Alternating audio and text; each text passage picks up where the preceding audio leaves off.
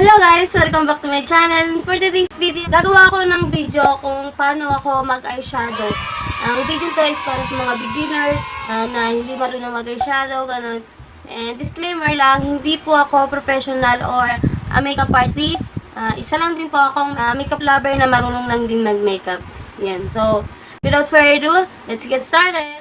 And as you can see, nakapag-foundation na ako and eyebrows. Ginawa ko na off-cam para mas mabilis tong video to. And proceed na kagad tayo sa eyes. Ang una kong gagamitin shade is ganito. Ayan. And kukuha ko ng brush. Ayan, ganitong brush, medyo fluffy. And ilalagay ko siya all over my eyelids. And ganun din sa kabila. And kukuha ko ng mas maliit na brush para sa transition color. And ang transition color na gagamitin natin is ito. Itong color na to. Dito ko lang siya ilalagay sa may sa may crease. Ang technique dito is hindi sana nakaganyan ka. Nakaganyan. Yan. Titingin ako sa baba para kita ko yung malalim na part ng talukap ko. Ayan. Yan. Kasi yung difference. Mas buhay na buhay yung mata ko dito kaysa dito na flat lang. Plain na plain, di ba? And kukuha ko ng mas dark shade ng konti. Itong shade na to. And ilalagay ko siya sa may outer V ng eyes ko. And i-blend ko siya. And kukuha ko ng mas dark.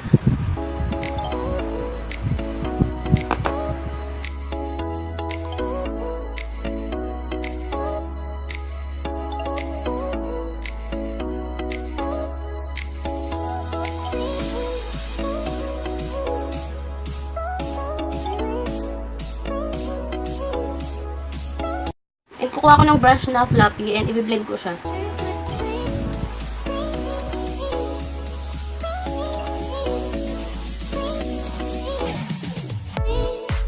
And kukuha ko ng ganitong brush, pointed brush ba yung tawag dito? Basta ganito. And same color lang din yung kukunin ko. Dadagdagan ko lang ng konti yung dito sa outer.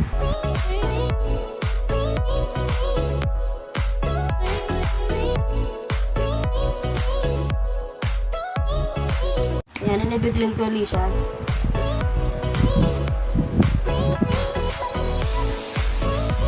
And kukunin ko tong color na to para ilagay dito sa may gitnang part ng eyelids ko.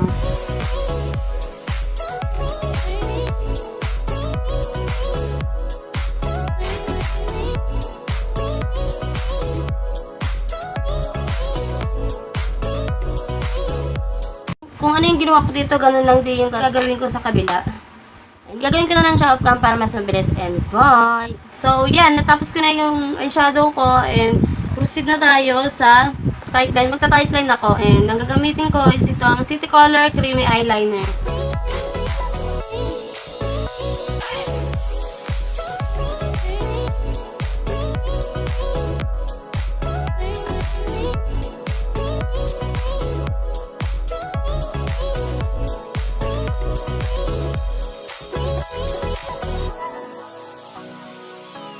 Kung ano lang yung ginamit ko dito sa eyelids, ganun lang din ilalagay ko dito sa baba.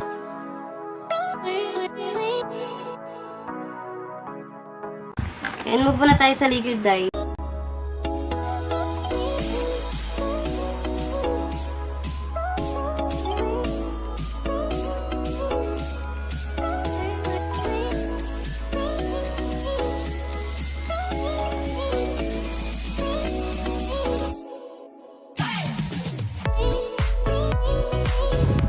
I know na di siya pantay, diba?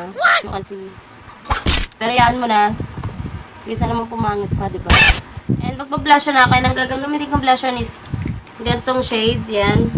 Ang shade nito is Blush All Day. And kukuha lang ako ng gantong brush.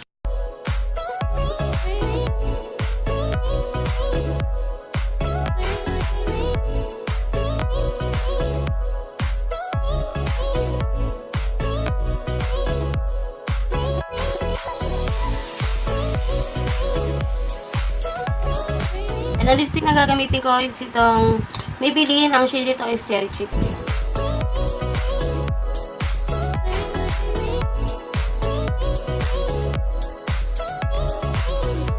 E di ba-blot ko siya ng tissue.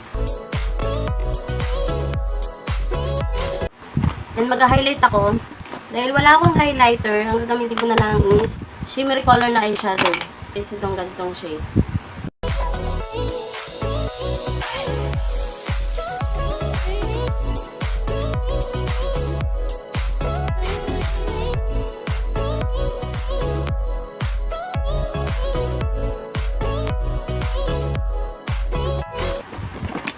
Ayan, finish na tayo. And babalik ako, ikakabit ko lang off cam yung false eyelashes ko. And bye! And there we go, this is the final look.